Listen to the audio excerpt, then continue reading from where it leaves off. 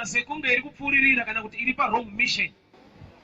David zuva rake parakakwana rekuti auraye Goliath, hakuna munhu akamuudza kuti today is your day. Bible rinoti baba vake Jesse vakamutuma nechingwa kunopa vakoma vake uye nekunoona kuti hondo yakamira sei. The assignment hainei nechekuita na Goliath, but that was the day to kill Goliath. Kuti sometimes the day can come uri unaware. You need grace or revelation to know kuti nyangwe zvinhu zvichita sekunge hausi mwaka wacho, but this is the season. Kureva kuti season yezvinhu kana yezvinhu zveupenyu hwako sometimes inogona kutosvika ukasazviziva, ukapedzera wakuti nguva yedu ichasvika. Iyo yakasvika. John 4:24. Mukadzi weSamaria ari patsime anoti kuna Jesu, Mesaya akauya achatiudza zvose. Ipapo ari kutaura na Mesaya akauya kare, achitomuudza kuti Mesaya achauya uye achatiudza zvese. Kureva kuti vanhu vazhinji vane this kind of picture yekuti what they are waiting for is already available, but they are not spiritually alert to notice kuti I'm talking to the one I was waiting for. Mukadzi weSamaria ipicture yevazhinji pano vanoti nguva yangu ichakwana, iyo yakakwana. Nokuti muSamaria nemaJudha vanga vane tsika yavo yainzi maSamaria nemaJudha hadyidzani. Nyangwe maSamaria akamirira Mesaya, havawirirane nemaJudha.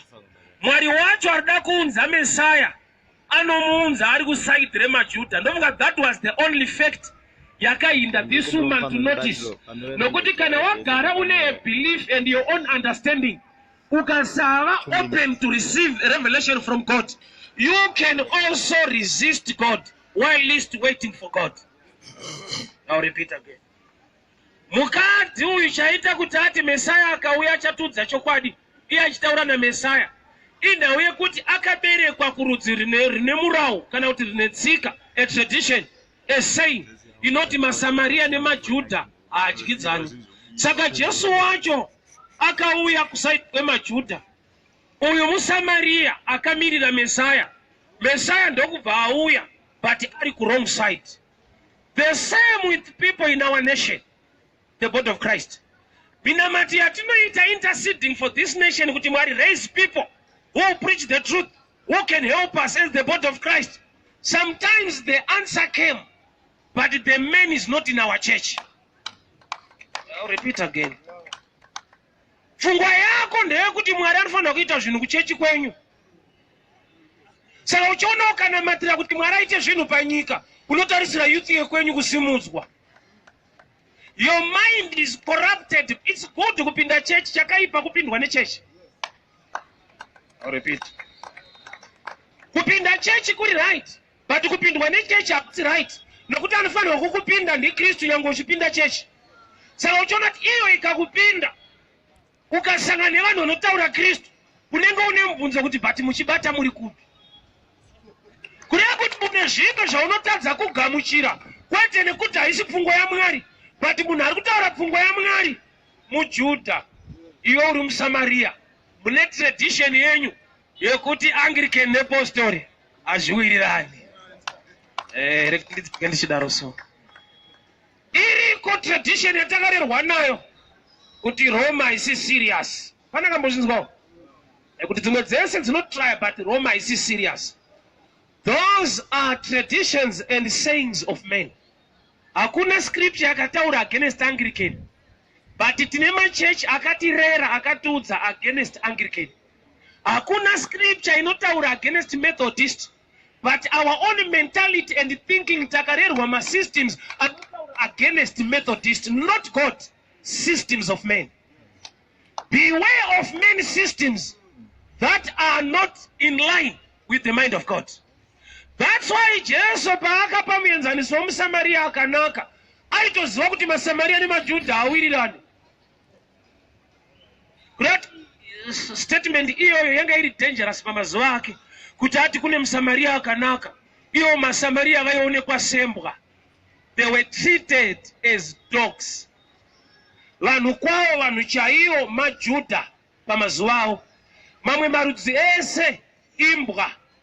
Jesu ndokubva auya kumaJudha kwakuwapa statement yekuti muSamaria akanaka. Zvakafanana neweso nematukirwa anoitwa dzimwe chechi nekwenyu kunonzi kuri raitu. Jesu akauya akakuudza kuti muhwisira akanaka, unonzwa kunge ari kunyepa. Jesu akati pacha akandasangana nemuRoma akanaka. Unoti aiwa Roma isi serious ishe ndovuga munyatsomveta yapinde iyoyo. Statement yekuti good Samaritan was not a good statement in those days. Both Samaritans were treated as dogs, not by God, but by the standards of men. Beware, who operate on the standards of men. Yet kunamata, we must operate from the standards of the scripture, the mind of God. Murume ari kupfuura pamba pemukadzi weShunemi is a prophet of God. Kwaari kuenda ndina kukunzwa, pandanzwa kuti ane chaakaita munzvimbo inonzi Shunemi. Yeti Shunemi yakafanana nenzvimbo yaningati Lehi. Destination yake Elijah, for example, toti Elisha kubulawayo. But paasiya aita miracle yekuti paberekwa mwana pachegutu. Aipfuura nepaShunemi. Ndopa ndanzwa kuti ndopa kaitwa a miracle yemwana. Yeti kwaari kuenda ndina chandanzwa. Kureva kuti dzimwe nguva zvakanaka zviri kwamuri chaizvo, but zviri kuwanikwa nevanhu vasiri ikoko, vanhu ziva zvekuita nezvinhu zvinopota zvichiuya ikoko. Elisha waienda kundoshumira kwaaienda, but ndanzwa kuti paShunemi pane munhu akamundotisa kuti this is a holy man of God. PaShunemi anga asingaparidze Bible not he was passing by, but somebody was mature enough to notice a man of God even asiri papulpit. Tine vanhu vanoda kuona zvinhu zvaMwari muchechi vasingagone kuona zvinhu zvaMwari even outside church. Saka uchiona kuchechi munhu wepari right. Tine vanhu vanoona kuti apa pane mweya yechina kana munhu anamatirwa akumanifesta akuti au ndisiyei ndapcha kuzodii onti ane dhimoni. Akasadaro wanofudzira kuti haana. Kuti there is a level yekuti you can discern. Munhu asati atombobatwa musoro, language yake, mapfekero ake, character yake, unogona kuzwa kuti pane mweya. Asati anamatirwa but mweya uripo. Mukadzi waJob, Satani paakapinda muna mai Job. Mai Job vakaudza murume wavo kuti tuka Mwari ufe. Hautange wanamatira munhu iyeye kuti hana Mwari. Zvitori pachena kuti anotofarira kutukwa kwaMwari, saka she is possessed. So Shunammite woman wakaona Elisha achipfuura, kwete achiparidza achipfuura, ndokubva aminister kuneed yemunhu ane anointing. Sometimes anointed people vane maneeds anogona kuitwa met nevanhu vasiri anointed. Elisha anga asingafambi nebhegi rechingwa, aifamba nezodzo achienda kubasa. Mukadzi ndokubva anotisa kuti murume uyu akapfuura nepano ngaapote achidya chingwa ichi. So she began to minister to the men of God. Ane ma needs, ane ma issues, but atanga kunotisa the needs by environment in anointing. Mamwe ma challenges atinawo mu life. Problem ndeyekuti takauya kuzozivisa Mwari ma needs, but ati pa level yekugona kunotisa the need in the house of God. Alright. Mukadzi unonzi Hana, barrenness yake kuti ipere, wakaita munamauto kuti Mwari mukandipa mwana ndosiya pano. Ndo type yemunhu yakapa chinhu chaasina. Ando wakamboudzwa kunzi haugone kupa zvausina. Hana akapa zvaasina. Akati Mwari mukandipa ndokupai. Iyo statement pachayo iri against lifestyle iri natural. Iri natural ndeipi? Kumba kwake kune competition pakati pake na Penina. So kuti atonzwawo hina kana utaita results ari nani mu competition. Anofanira kuti akaita pamiri oita mwana owa ni mwana kumba.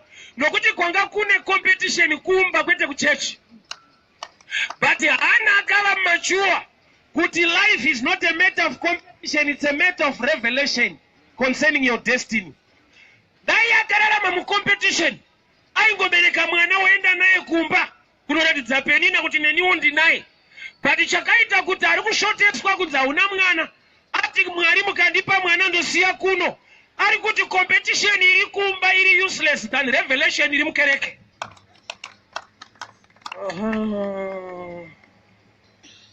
Repeat this one.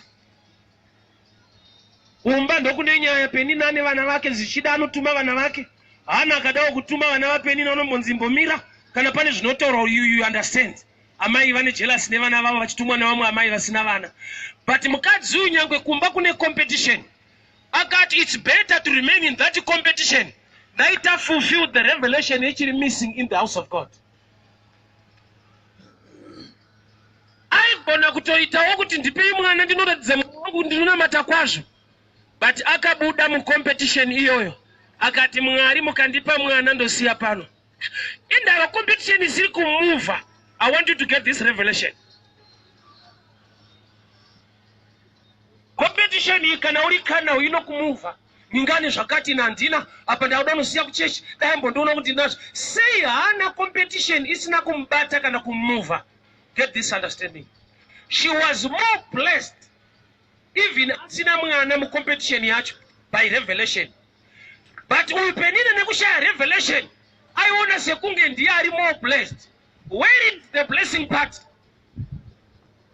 Kana Penina aiva nevana, yeti mu competition yaari kuita mubarika ravari vari tu, mumwe wake haana vana, but anongodiwa zvakaenzana nemunhu ane vana. Kureva kuti love pachayo kuna haana, yanga iri a ministry yaigona kunotisa kuti inini ndiri kudiwa nyangwe ndisina mwana, kuenzana madirwa anoitwa uyu ane vana, which means I'm more blessed. Munguva yekushaya kwangu, I still attract my husband. Uyu munguva yekuwana kwake, ari kuenda pasame level neni ndiri munguva yekushaya. Maybe you're not hearing me, I'll repeat again. Haana waidiwa asina mwana. Zvichofanana una Penina, ukatoriverenga dhipa. Rinotiwo murume wacho Eukana wainyanyuda hana zvekuti vakaenda kucheche paShilo aimupa double portion in giving. Kureva kuti chaita kuti hananzwe kuti ndina Mwari mukushaya mwana, aiona maresults ekuti chinoita kuti urambwe barika rinoexpose munhu. Haigona kunyepa kuti murume habereke, pabarika mumwe wako akabereka watowachikiswa. Zvatopa chena kuti ndiwo usingabereke murume wedu anobereka. Nekuti maresults akamuexpose aripo, but she was still in marriage. Zvinoita kuti arambwe zvapa chena, but harambike. Izvozvo ndo zvakamuudza kuti munyasha dzauinadzo dzakawanda, haudi vana kukuchengetera marriage, unoda Mwari nyangwe usina mwana kuti urambe uri marriage. Amen. Kune vanochengeta marriage nekuti ane vana. Kogoita kuti mwana wacho abereke, hama dziri kupopota murume wacho hamurambi. Vana kambozvinzwa wewe? Zanzi adhonza nengomo yake ameno 15 years 20 years haasi kana kuadhokta kana kudii.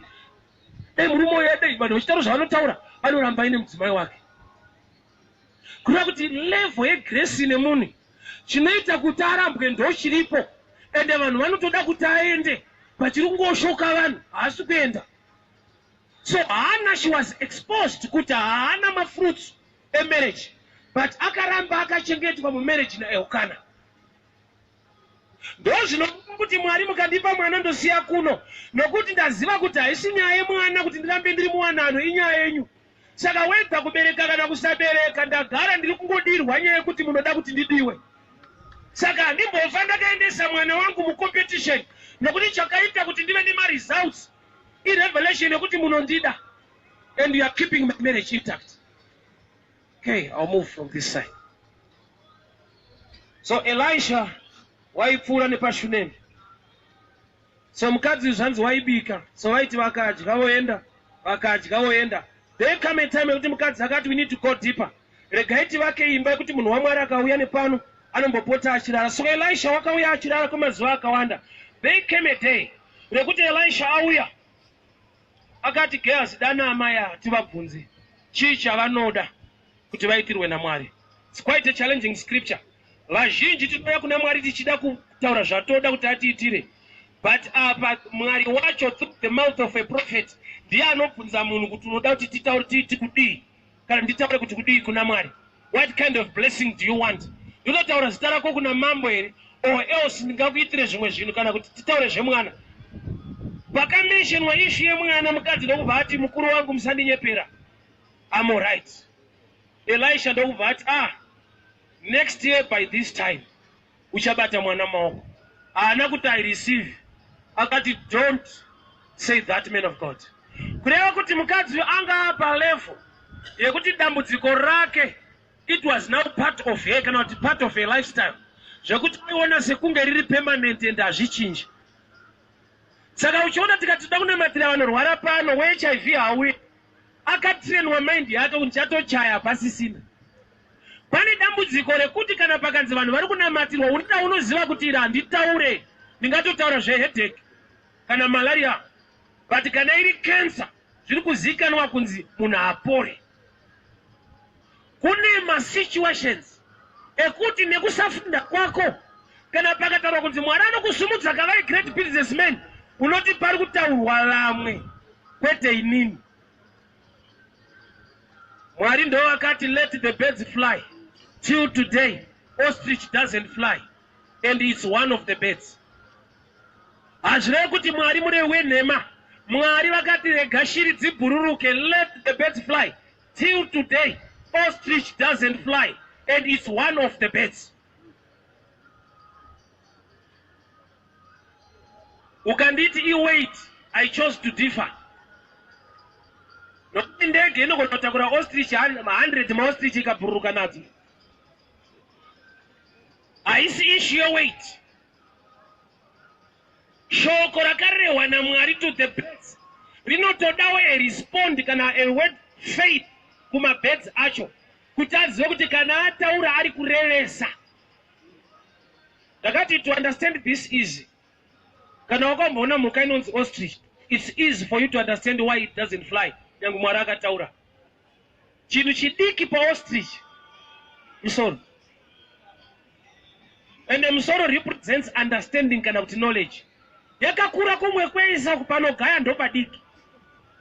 Saka uchinzwa Mwari achiti vanhu vangu vaparara nekushayiwa ruzivo. Why? Nokuti information. Do you know kuti the world hairaniwa nemaresources, inoraniwa neinformation. Saka uchiona vari successful sema-nations munyika hatisi nyika dzine maresources, inyika dzine maideas. Maresources ari kuAfrica, maideas ari kuAmerica. I'll repeat. Maresources are kurana the world. 3/4 of them, they are in Africa. So, chiri kurana the world, the resources here, no. My ideas. Where sari pano katompa diamond or gold? Ari shandise, anuchoka baya. Nokuta atizwe kuti zvinoshandei. Poverty Africa is a lack of resources, a lack of knowledge upon resources. Nyika iraniwe nezvinhu, inoraniwa nepfungwa pamusoro pezvinhu zviripo.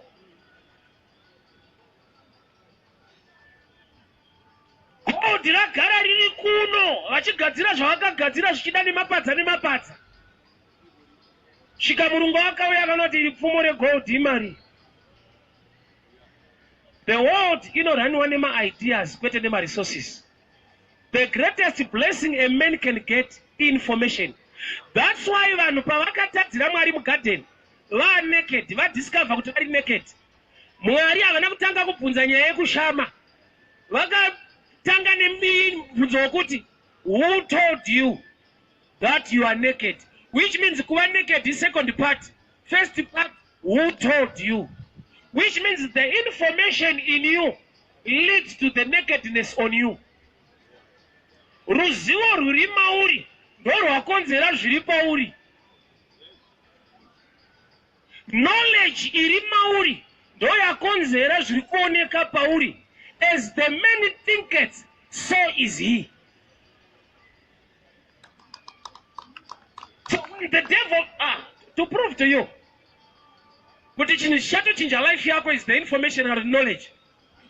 Mwari vafunga kuponesa vanhu panyika vakaunza Jesu. Jesu rimwe zita rake anonzi word. Word zvinoreva shoko, which means changa chiri missing to save men is the word. Why? Nokuti challenge yemugarden haisi fruit, yanga iri battle of information.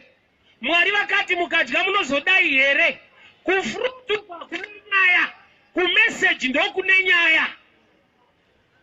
Jesu waigona kuchinja matombo kuti chive chingwa, but sei asina kusvika pakuchinja matombo chive chingwa. Akaenda deeper information, nokuti iye is the bread of life and is also the rock, so there is no need to change himself. Nokuti akazvichinja asisiri mwana waMwari. Nokuti mubvunzo wokutanga ndokuti kana uri mwana waMwari, chinja matombo chive chingwa. Iye mwana waMwari saka atori chingwa uye dombo racho. Saka akangochinja, akuchinja identity kwete information. Yes. He had the ability to change, to turn stones into bread. But the devil was not dealing with the miracle. He was dealing with the information. It's okay kune mukadzi. So mukadzi wabvunzwa nemunhu waMwari toita sei? Zvikanzi I'm okay. Zvikanzi no, next year by this time uchave une mwana. Aramba kudaro, but the miracle happened anyway. Ini ndakakura ndichiudzwa kunzi ukatenda zvinoitika. This statement is very strange. Nokuti information yati but the coming next year akava nemwana. Kureva kuti but iri kubvuma kuti mukadzi uyu haana kubhilivha, akaramba. Munhu anoramba asina faith inda achiattracta results. Yeti maticherwo andakaitwa ndekuti ukava nefaith you attract the results. But ndine vanhu tu mukadzi iyeyu nemurume anonzi Thomas. Thomas was full of doubt. And Jesus appeared to the doubting Thomas.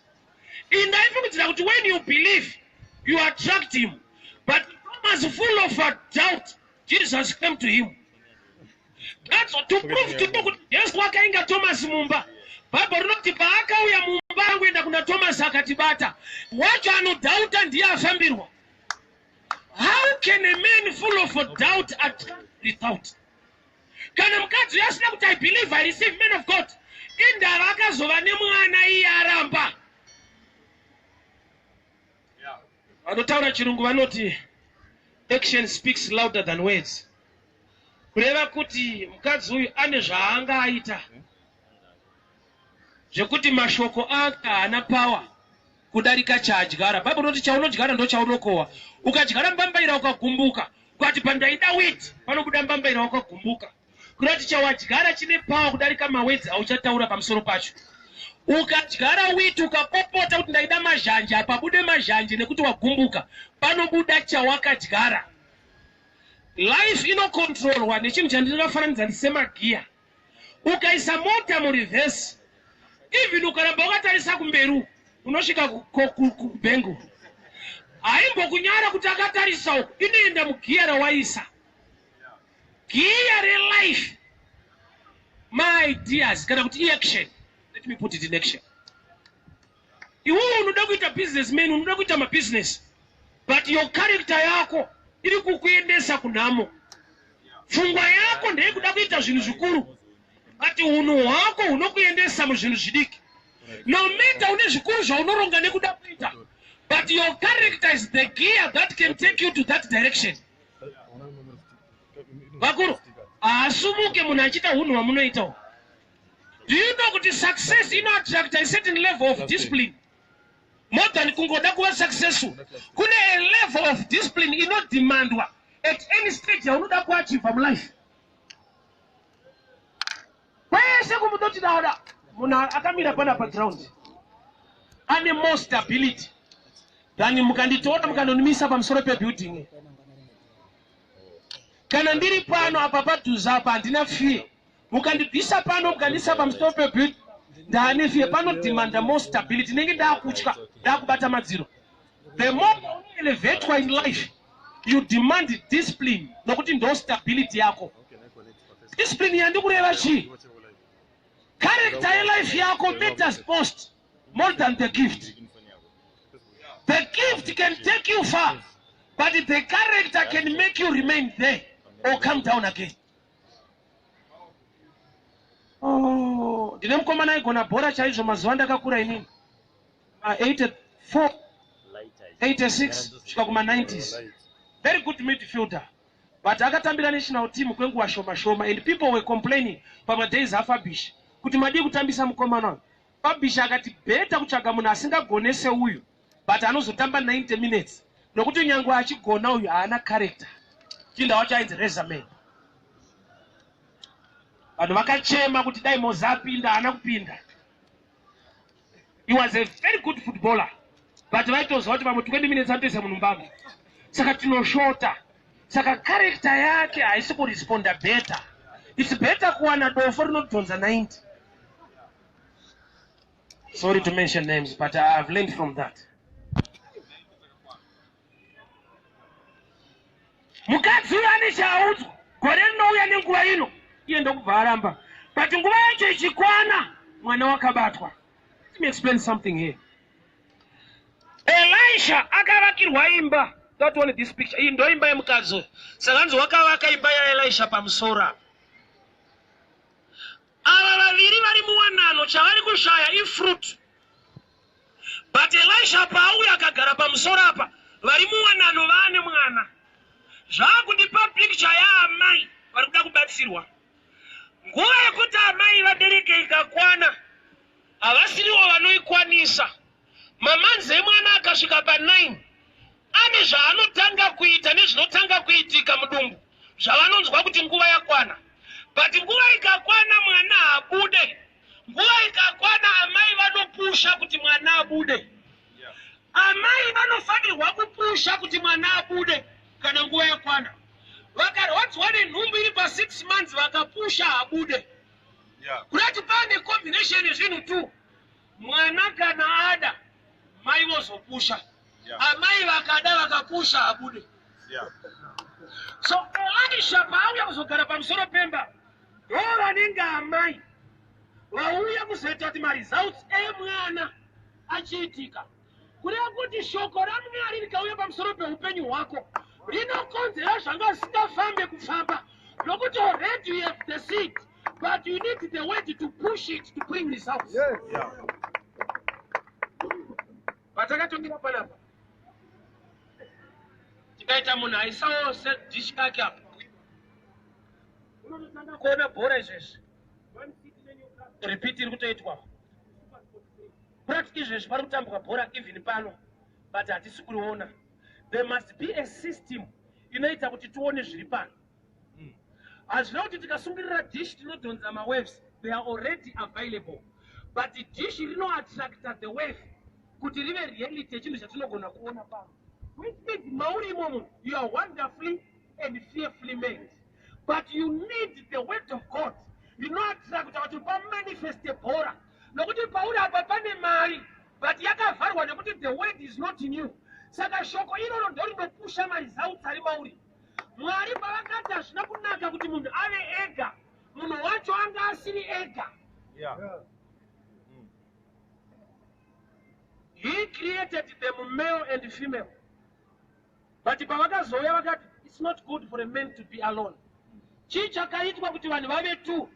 Ari alone ndiye akadhirwa naye kuti mumwe wake wechi2 achibuda ari mari. And the Lord God caused Adam to fall into a deep sleep. Dakati panoti Lord unogona kupisa. What is the word? Nokuti in the beginning was the word. The word was with God and the word was God. So shoko rekuti God and word they interchange. Saka apa Adam kana akakonzerwa naMwari kurara hope huru ndiwe unofanirwa kukonzerwa neshoko kuva ne certain level of discipline kuti rigone kuburitsa chiri missing. Mukadzi wako ari mauri iwe usina mukadzi, mari yako iri mauri iwe usina mari. I was ministering yesterday concerning Luke 1:11. Murume anonzi Zakaria akaita 9 months akavharwa muromo asingataure. Panakamboinzwa here? Good. 9 months pastor vasingataura anonzi Zakaria. Guess what? Kuti ari kuberekei? Ari kubereka murume anonzi John. Calling ya John voice rinochema kurenje.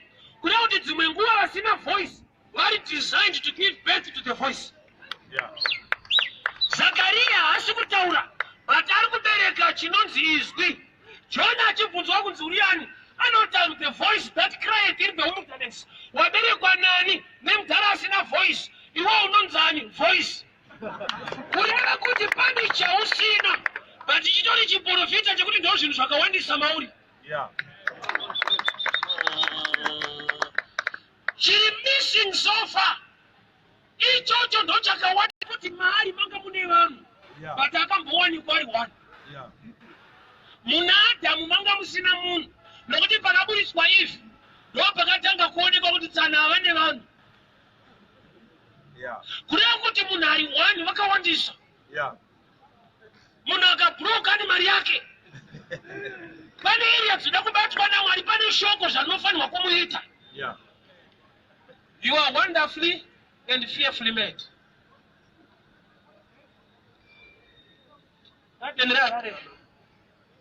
Garden nekuda kwevanhu vanori maintain vekanzuro vakari ignore for 3 months rinoita sango reHarare.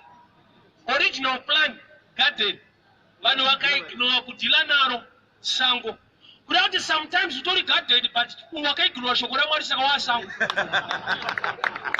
Anenge dare ati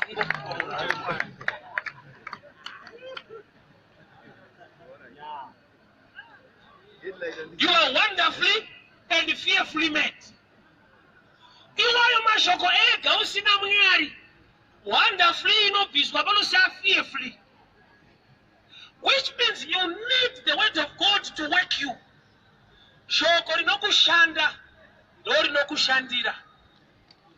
Shoko rinokushanda ndo rinokushandira. Ukaramba kuti shoko rikushande, iro harishande newe uye harikushandire. Vana vaSkeva vakaedza kudzinga madhimoni sezvaitwa naPaul, they were copying deliverance. But chaiprova kuti Paul uri kuita deliverance nemaresults, he was also preaching Christ. Saka ivo pavakaedza kudzinga madhimoni, vakati nekuda kwana Paulo, paJesu anoparidzwa naPaulo, kuda. Madhimoni akati Paulo tomuziva, Jesu tomuziva, iwewe ndione problem kuti zvawataura izvi. Vakomana ndokubva varowa. Chavarovesa chii vataura the right Jesus. Jesu haasi wekutaura ndewekurarama. Kuti ukataura pawaneke maresults. Vakomana vabvuma kuti Paulo unoparidza Jesu achidzinga madhimoni. Isu hatiparidze Jesu, tinongoda kudzinga. Tinoda maresults but hatidi kushanda naye. So this woman, audzwa kuti uchava nemwana gore rinouya, aramba but maresults awanika. Nekuda kwekuti system yaitwa pamusoro pelife yake. Imba yavo yavavakira munhu waMwari pamusoro. Ira mazai inocreate a hit iri necessary for the development yechiri muzai. You create at the right time. Yekuti rikachechenywa mwana abuda akasimba. Kureva kuti mwana ari muzai haasiri anese kuti zvake zviite, but akachechenya zai unofanirwa kucreate hit kana kuti atmosphere. Saka toona vanhu vamwe vanoti vakatora mazai vanoisa muchinhu chinonzi muincubator. Incubator harikandire mazai, rinokonzera tiri muzai kumanifesta. So chandiri kuenzanisa sekuincubator is the word of God.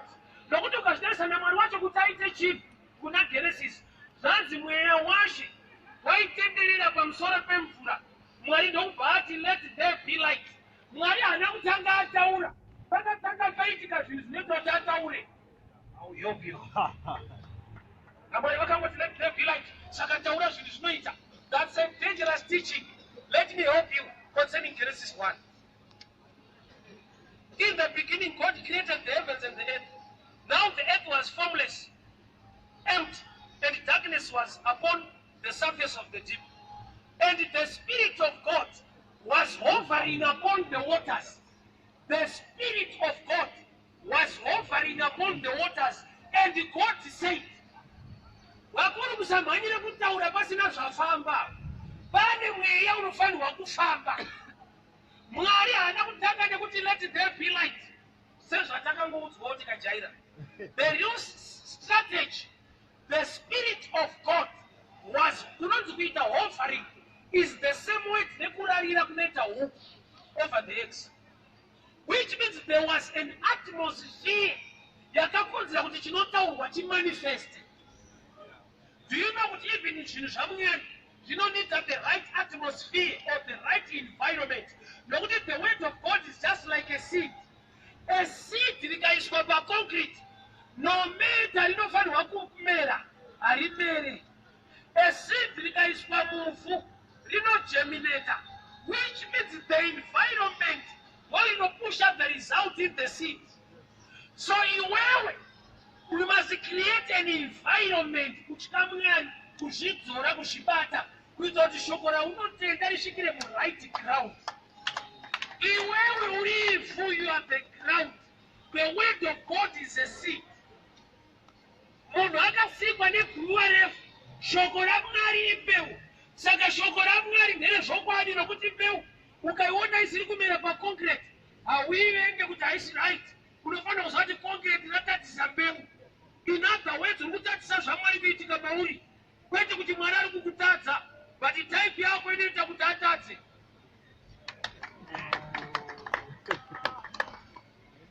Hear me very well. The environment matters most. So the Spirit of God was hovering upon the waters. Ichokwadi kune darkness. Ichokwadi kune empty. But has not set the Spirit to move around. There are times that you are broke, you are not educated, but you are not letting the Spirit of God upon your life. No good the real environment in it out to manifest. But let there be light burning the light. There must be a spiritual move. I see where manje Mwari wacho kuti ataita zvinhu aitomirira mweya kuti utange wafamba. Nokuti naiye Mwari wacho mweya. God is a spirit. Iwe unopinda isiri yemweya. Baba naye bantu kutenderera haunambovharwa haunzwe. Do you know kuti vanhu vanopinda kuchechi kwaJohani havanopinda vatsotswa kusanzwa chaiko? Vaimubvunza kuti ndiwe here atomirira umwe. Johani aiti kudii? Handisirini. Asi akasvika pakufa ine vadzidzi. Vanodzidzei kuchechi isiriyo? Mweya wokungopinda isiriyo. Johani ana munhu waakatsotsa kuti handini Kristu hamusazovakiswa. Akanzi ndiwe here? Akati handisi. Pakauya Jesu akati iro bhayane haana kudusa vadzidzi vake vese. Only 2 left him. Kunoti kune vanhu vanongonzwa kuti nyangwe isiriyo but ndoyedu mani. Nekumusha kwedu kaya. Malawi chako chako ndovayatangira sepi ndoyedu mani.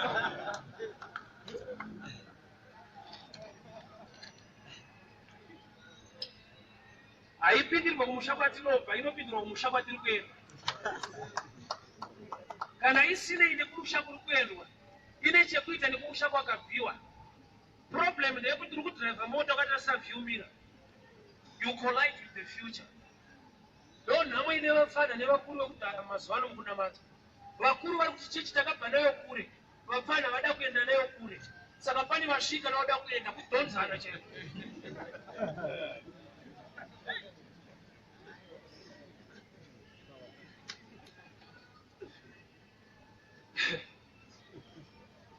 Hazvina kuipa kuziva nhororo ndechechi. Chakaipa kurarama munhororondo. Iye Mwari wacho uchifambira basa rake mberi. Mwari vakataura naMozisi pagwenzi, but pavakasvedza Samson harisi gwenzi, vakataura navabereki vake. The kingdom of God is in motion. Ukati aiwa zvitwe, anoitira apa. Ukati Samaria anoti isi tonamatira apa akati, ivi muri kuti kwakati. Jesu akati kwese kwakatobviwa. Akunamatwa mumweya. Kunoti munogona kusara muri mugomo. Aizve. Imi muri kuti vanonamatirwa kuJerusarema. Isu madzibaba edu aitinonamatira pagoma. Saka hatichaziva toenda kuti tikanzi kwese ukwehe kwaimboitwa kwakatobviwa. Akunamatwa mumweya nemuchokwadi. Which means the place is now in you. You don't need to go there. You are already there when you are in spirit. Why? Nokuti pakazoita mumwe asina makumbo haende kugomo. Ukaona vhangeri richisuta imwe type yevanhu vamwe vasingaqualify, it's many men. Chamwari munhu wese ane right to worship God. Tikati aiwa, kuti tibate shuwa, unofanirwa kubvisa bhutsi. Pakauya munhu asina makumbo atibate shuwa. Kotaurawo. Kana uri serious ukasvika so unobvisa bhutsi ko pakatende ukari pauchi akadumbukirawo anobvisei. As long vamwe vanhu vasingakwalify kunamata pamanamatiro edu kurati zvinhu zvedu. Okay. And let's be open in understanding kuti zvinhu zvedu izvi. Pane nguva yekuti munogona kuita zvinhu muchifundzwa ndezvaMwari. Ende zvisiri zvaSatani futi, zvisiri zvaMwari futi. I'll give you understanding. Vadzidzi vakaenda kuna Jesu kandi Moses waititendera kuramba vakadzi. Imi munoti kudini? Zvikanzi hazvina kudaro kubva pakutanga. Chabatanidzwa naJehovha hakuna unobatsanura. Moses wakataura izvi aona kuoma kwemoyo yenyu. Kurati pese apa maita zvaMose. Research yake. Observation kwete revelation. Mukuru anogona kuona kuti vanhu vanochiva vatodi chiita 3-3 kana 2-2. Hazvina kuti ndiMwari angoona kuti pa1 hatinganamate na1. Kana iye akatozviona kuti neniwo futi handaomira kumusha. Saka angoti yedu inobvumira kwete denga yedu. Warira kuita zvabishop. Danger iriko ndekuti sometimes a leader akava neweakness. Anofungidzira kuti kuva neweakness kunoita kuti usanzi a true man of God. Saka anotena weakness kuti ive a doctrine. Hakuna anobvuma kuti anamatira munhu akasafamba oti zvinoita kuti Mwari akuzodza unamatira peuchi afambe. Anoti zvakapfuura kuitira kuti achengete vanhu uye achengete status yake sababa. I've learned this and I want to give you this simple example. Mwana wangu paainyora maths aiuya nebhuku dhara weka. Ndakasvika pakumudza chokwadi kuti maths dzinondinetsa. Handina kuti dzinonetsa. Pandakadaro ndakaramba ndiri baba wake wasingagone maths. Haunuze ubaba. Inzwai vatungamiri. Zvamusina kupiwa nyasha naMwari kuita. Mukabuda pachena kuchechi kuti handiite izvi hamudzimwe chigaro. Munoramba muri vakuru vasina healing. Kozvipoka. Zvipoka nawaonirwa nyasha anokupa utore wega. Ini ndotodawo but munhu wacho hasi kuita. Ende hazvidiite musatanist. Zvinoita munhu waMwari asingaite izvozvo.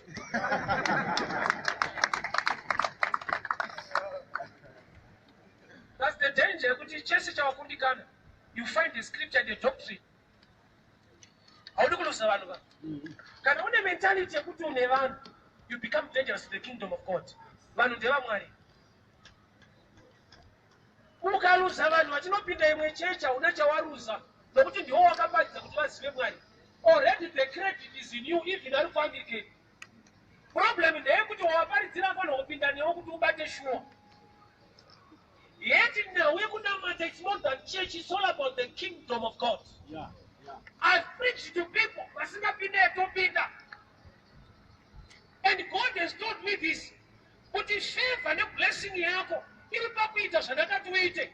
Zvekuti azopinda nemi handizvo zvinokupa favor. But zvekuti wamugamuchidza Jesu, that's the work of an evangelist.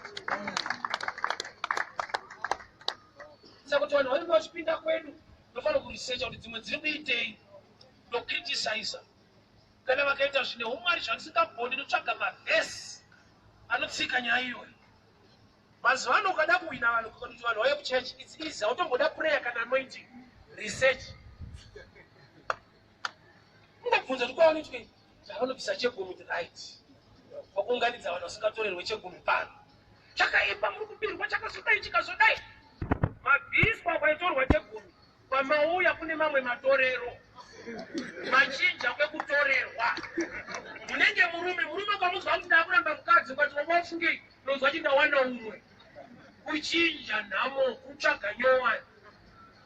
Nokuti mukadzi akafanana nemumwe mukadzi wawasiya. Auya anetse haadogadzirwa musoro. Anogadzirwa sei usati wamuroora? Akauya uchaona kuti wake unogadzirwa. Zvimwe zvauri kuitirwa nemukadzi wawina inyaya yekuti hasi wako.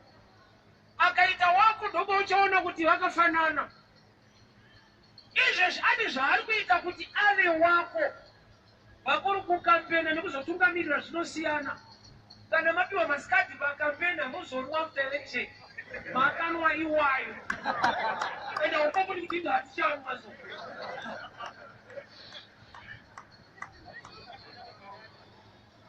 ubatsima waromari panapa tine dzimwe kampeni dzatikunirwa padzadzo unofuka titenda itotora munhu ukamutora chanoti aramba achikambeni amupa zvati anozondikwatiri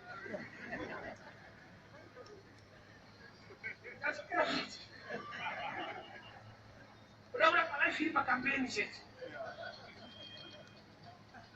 ndiro vanhu vanongobatsira imwe ari kutambirwa iri kampeni hausitomboziva zvavo havadaro kana vakumo vari kukampeni kwega nokonyaoto vanhu vakafanana ne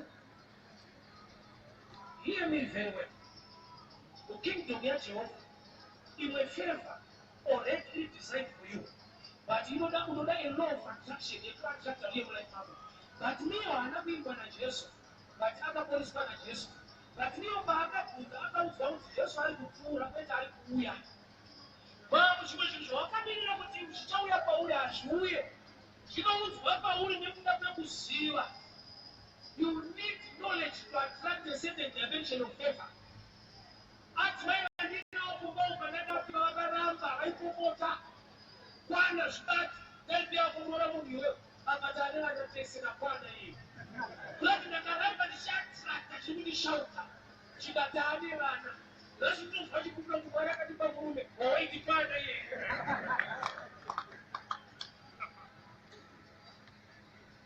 Elijah anasema mukati wishine mlaifura neikoko chingani zvapfura nepauri zvichiti zvavo Abrahamu chaiye kutari nemwana anonzi Isaac akaona vatumwa vatatu Genesis 18 vachitofamba iye akagara patendi rake akamhanya akanauya kutoka akati kana ndaonirwa nyasha pfura ione pamba pangu unatambozoti havasi kuya mumba tokurofuti uyu kuti havasi kuenda mumba pake vapedza kudya vakasimudzira rwendo rwavo kuenda kuSodhomu neGomora vakati hatingavanzi Abrahamu chakafambira havana kufambira kupa Abrahamu mwana vafambira kudaisa moto vati murwendo rwemoto vakangwara vanowana vana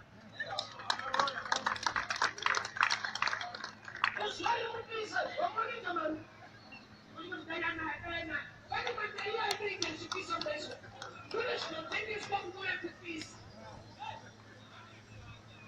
inodaita kuzuva imomo vatumwa vaitoenda kunodaisa moto vene zvinoparara vati pavakaenda kwama Abrahamu vakasiya mwana vakuda vakati hatimumanzira kunodaisa moto vafanire kutouraya vanhu indi hapano masiya kuno kuda kuti parwendo rwese rwekuparara kwevanhu pane vanosimuka pakuonga kwezvinhu kune vanhu vanotosimuka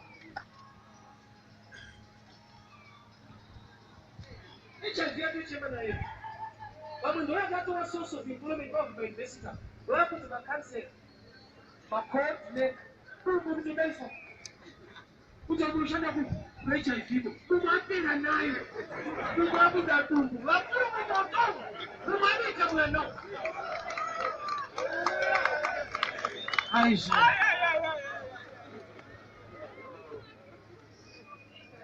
Elisha anga asingaende pamba pemushunemi zvanzi waipfuura kati mukadzi ndokubva atrakta chinopfuura akapiwa blessing yemwana kwaienda ndina chandakanzwa zebinzwa siziye nekuti zvako zviite haisi mumamiriro ezvinhu iri mumamiriro ako pamusoro pezvinhu 2008 pirikotazi yedu tikanzi titaure unongonzwa muna chiti ndandafa papasina wamira mushe asi abhashaiko anoti ndakavakaipa